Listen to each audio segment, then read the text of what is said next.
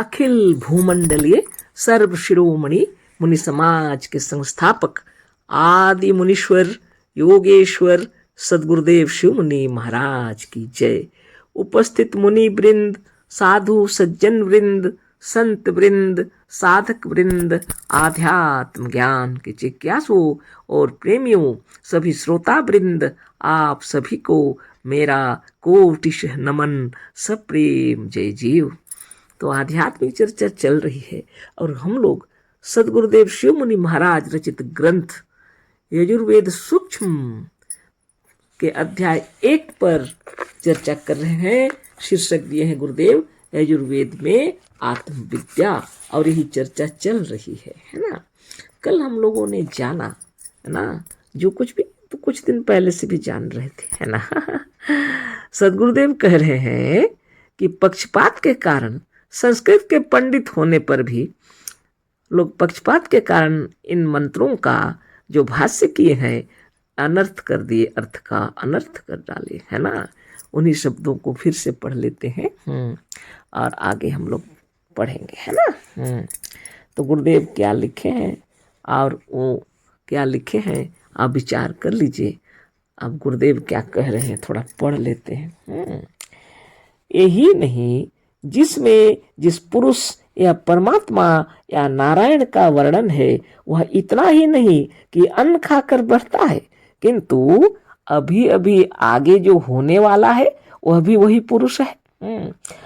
यत् अन्येन अतिरोहति, इसका अर्थ लिखे गुरुदेव, इतना ही नहीं कहते हैं यह परमात्मा यह नारायण का जिसमें वर्णन किया हुआ है अन्न खाकर बढ़ता है वह तो है ही, किंतु आगे देखिए वह अभी अभी है ना, आगे जो होने वाला है वही पुरुष है ना। बड़ी विचित्र बात है कि नहीं।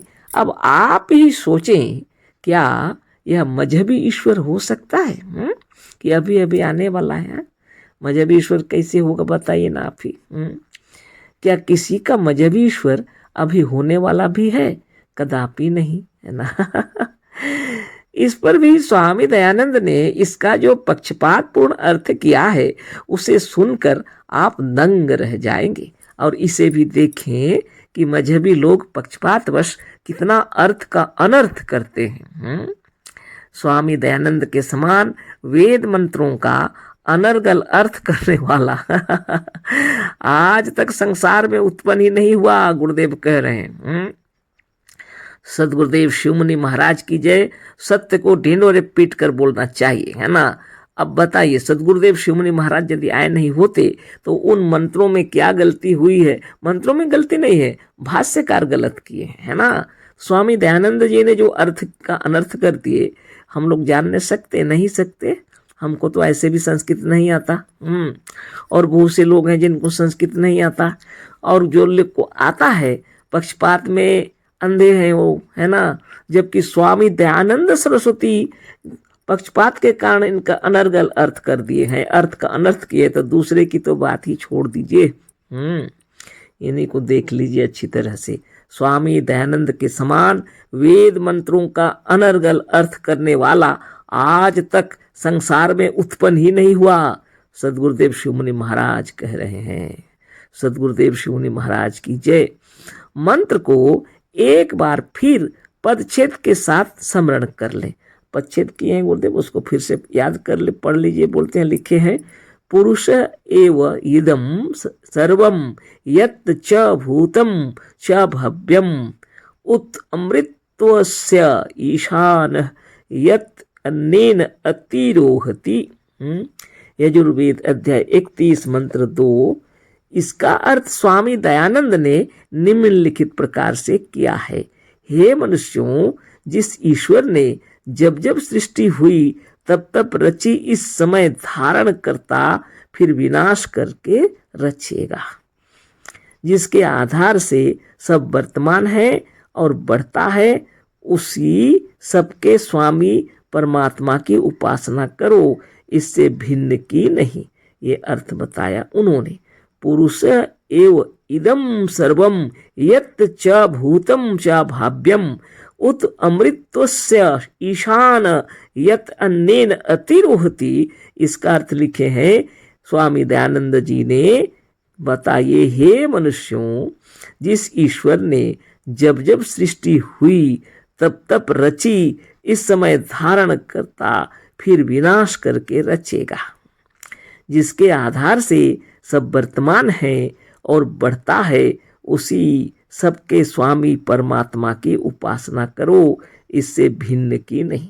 बताइए, यह है ऊपर के मंत्र का अर्थ। स्वामी दयानंद का किया हुआ है। इतनी संस्कृत साधारण लोग भी जानते हैं कि इस अर्थ के विषय में इतना कह सकेंगे कि इससे बढ़कर अर्थ का अनर्थ नहीं हो सकता। संस्कृतज्ञ जो लोग हैं वो तो बड़े बड़े ज्ञानी लोग हैं, लेकिन साधारण संस्कृत जानने वाले भी इसका अर्थ करेंगे तो सदगुरुदेव कह रहे हैं वो जान जाएंगे कि इन्होंने जो अर्थ किया है वो व्यर्थ के ही लिख दिया है। अब इसमें आगे देखिए कितने सुंदर से बता रहे हैं गुरुदेव। इसमें अन्येन अतिरोहति का अर्थ क्या है? पृथ्वी आदि के संबंध से अत्यंत बढ़ता है। यहाँ कहाँ लिखा है ऐसा? हाँ, अन्येन का साफ अर्थ है अन्न से, अन्न द्वारा या भोजन से, पर स्वामी जी ने अन्न का अर्थ किया है पृथ्वी। देखा आपने? अन्येन रोहति, अन्येन अतिरोहति लिखा है। गुरुदेव जो अर्थ बता रहे आप उसको देखिए, और स्वामी दयानंद ने अन्येन का अर्थ पृथ्वी कर दिया है। आप ही सोचिए ना। अन्येन का साफ अर्थ है अन्न से, अन्न द्वारा या भोजन से, पर स्वामी जी ने अन्न का अर्थ किया है पृथ्वी। देखा आपने? मतलब यह है कि ईश्वर के लिए वह यह कैसे कहते कि यत् अन्नेन अतिरोहति, कैसे कहेंगे ईश्वर के लिए जो अन्न खाकर या अन्न द्वारा बढ़ता है? कैसे कहेंगे बताइए? क्योंकि अन्न खाकर बढ़ने वाले शरीरधारी जीव ही हैं। अद्भुत। सदगुरुदेव शिव मुनि महाराज की जय। अगर आप नहीं आए होते तो हम लोग इसकी गहराई को नहीं समझ पाते। अन्न खाकर जो बढ़ते हैं वो तो जीव ही का शरीर बढ़ता है ना, शरीरधारी जीव है ना। वाह, तो कितनी सुंदर बात। जो अन्न खाकर या अन्न द्वारा बढ़ता है, क्योंकि अन्न खाकर बढ़ने वाले शरीरधारी जीव हैं, ईश्वर नहीं, फिर ईश्वर के लिए कैसे कहा जाएगा यत् चा भाव्यम? हाँ, और जो होने वाला है। अब बताइए, यह सब शरीरधारी जीवों के लिए है। शरीरधारी जीव ही यत् भूतम यत् च भाव्यम, जो जन्म ले चुके हैं या हो चुके हैं और आगे भी जन्म लेंगे या होंगे, यह ईश्वर के लिए हो ही नहीं सकता। यह स्पष्ट रूप से शरीरधारी जीवों के लिए है। चारों वेद इसी तरह के मंत्रों से भरे पड़े हैं। वेद के किसी मंत्र में कहीं मजहबी या सांप्रदायिक ईश्वर का वर्णन नहीं है। वेदों ने इन्हीं शरीरधारी जीवों की या आत्मा की महिमा गाई है। धन्य धन्य चारों वेदों को लिखने वाले, रचने वाले जितने ऋषि मुनि थे, सबको कोटि कोटि नमन। आने वाली पीढ़ी जब वेद पढ़ेगी तो ब्रह्म ज्ञान से युक्त होगी। यही सोचकर वेदों के रचने वालों ने वेद की रचना की।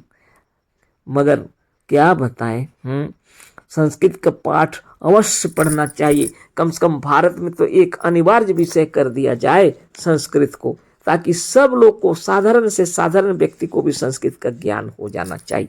तब जाके वेद मंत्रों को पढ़ पाएंगे, है ना। थोड़ा थोड़ा पढ़े थे हम लोग भी संस्कृत, पर इतना तेज से हम लोग भी नहीं पढ़ाई किए, है ना। लेकिन अभी गुरुदेव की कृपा से, उनके भाष्य को देख करके, और गुरुदेव जितने वेदों के रचना माने वेदों के मंत्रों को जो भाष्य किए हैं, एकदम बहुत अच्छे तरीके से एक एक शब्द को अन्वय कर करके बताते हैं। बहुत बड़ी बात है ना। एक एक शब्द को बतलाए हैं गुरुदेव, तब समझ में आ रहा है कि वास्तव में यही लिखा हुआ है। लेकिन लोगों ने नासमझी से क्या क्या लिख दिया। तो सदगुरुदेव बता रहे हैं चारों वेदों में, है ना, कहीं पर भी ईश्वर का वर्णन नहीं है। सांप्रदायिक ईश्वर का वर्णन ही नहीं है। गुरुदेव के शब्दों में लिख लीजिए, पढ़ लीजिए फिर से। यह स्पष्ट रूप से शरीरधारी जीवों के लिए है।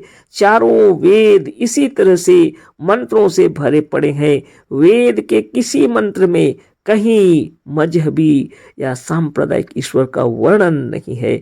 वेदों ने इन्हीं शरीरधारी जीवों की या आत्मा की महिमा गाई है। अगर ये बात सब लोग पढ़ते होते तो आज जो लड़ाई झगड़े दंगा फसाद हो रहे हैं इस भुवन में कभी नहीं होते। चारों वेदों को अगर लोग पढ़ते, एक ही वेद को भी पढ़ ले तो बहुत बड़ी बात। चारों वेद, 18 पुराण और इतने इतने उपनिषद, बाप रे, ये सिर्फ विश्व की शांति के लिखा गया था। वसुधैव कुटुंबकम ऋषि मुनि चाहते थे सारी वसुधा में शांति और परिवार की तरह प्रेम बना रहे। लेकिन आज स्थिति देखिए, उन्नति तो बहुत किए हैं वैज्ञानिक लोग, तरह तरह का जीवन में हम लोग सुख शांति से रहते हैं। पानी गर्म कर सकते हो, पानी ठंडा कर सकते हो, है ना, आपकी मर्जी, सब कुछ कर सकते हैं। एरोप्लेन में उड़ सकते हैं, रॉकेट में जा सकते हैं, ट्रेन में जा सकते हैं, है ना, बस से और कार से और अपने जैसे भी आप सब तरह से, स्टीमर से पानी के अंदर भी जा सकते हैं, सब कुछ कर सकते हैं। लेकिन मनुष्य आत्मा के अंदर जो मैल जमा हुआ है, भेदभाव का और एक दूसरे को नीचा दिखाने का, यह जो भाव है इसको अहंकार बोला जाता है, गलत विचार को। लेकिन लोग क्या समझे, खुद को ईश्वर समझना अहंकार है। सारी बेवकूफ़ी उसी में भरी हुई थी और इसीलिए भाष्यकार लोग अपने को निर्मल और निरामय बताने के लिए, है ना, भाष्य किए हैं ईश्वर का नाम ले ले करके। और जीवात्मा का जहाँ वर्णन किया हुआ है, इस मनुष्य आत्मा का जहाँ वर्णन किया हुआ है, इस जीवधारी इस शरीर के बारे और इस जीव की महिमा गाई गई है, उन्हीं वेदों के मंत्रों को अर्थ करने लगे तो ईश्वर को खींचतान के रख दिया और लोगों को कहा इसी की उपासना करो, किसी दूसरे की नहीं, है ना। सबको पागल बना के चले गए। वो लोग तो आराम से रहे और चले गए। अब यहाँ द्वंद्व सृष्टि हुई है, यहाँ इतनी विज्ञान की उन्नति हुई है, बम गोले फूट रहे हैं, लोगों को क्षण में मार डालना है। इतने अस्त्र शस्त्र तैयार किए हुए हैं, महाभारत के समय में भी जितने नहीं होंगे उतने अभी भी हैं, है ना। बताइए ये विश्व में शांति कैसे होगी? बिना ज्ञान के शांति नहीं होगी, है ना। गुरुदेव की कृपा से बराबर सत्संग सभा का आयोजन मुनिजन करते रहते हैं। आइए भद्रक में हम लोग का अधिवेशन होने वाला है ना, इसी मार्च महीने में 28, 29, 30, 31 तक आप वहाँ आ सकते हैं। 29, 30, 31 का प्रोग्राम है ना। साधन शिक्षा होगी, ब्रह्म ज्ञान की चर्चा होगी। आप लोग की उपस्थिति हो तो सब लोग धन्य हो जाएंगे। इस धरा भूमि को बदलना चाहते हैं तो अवश्य ही उपस्थित होइए। आप सबको कोटि कोटि नमन। इतना धैर्य से सुन रहे हैं और आपकी आत्मा को कोटि कोटि नमन। इसमें हृदय में बराबर सत्य बना रहे। और हम इससे अधिक क्या बताएं, आगे फिर कल चर्चा करेंगे, है ना। और सद्गुरुदेव शिव मुनि महाराज की जय। अशेष धन्यवाद, कोटिशः नमन, सप्रेम जय जीव।